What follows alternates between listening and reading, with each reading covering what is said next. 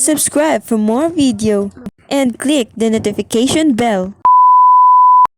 Hello everyone! Nais nga ipakilala sa inyo ang aking mother-in-law.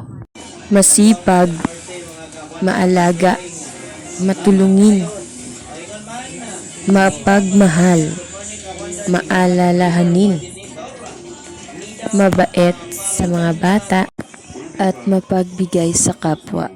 Ganyan ang pagkakilala ko sa aking mother-in-law. Aaminin ko na nung una, di ko siya kinilalang ikalawang mama. Kasi nahihiya pa ako sa kanya.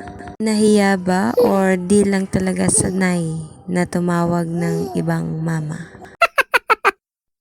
Pero nung nakasama ko na siya at nakilala ng lubusan, doon ko napagtanto lahat kung sino talaga si mama. Kaya sa mga kagaya ko dyan, huwag kayong mahiya sa ina ng partner nyo. Dapat nating mahalin at respetuhin ang ating ikalawang ina ng ating buhay. Malaki ang pagpapasalamat ko sa Diyos na binigyan niya ako ng ganitong ina. Maraming salamat po, Mama.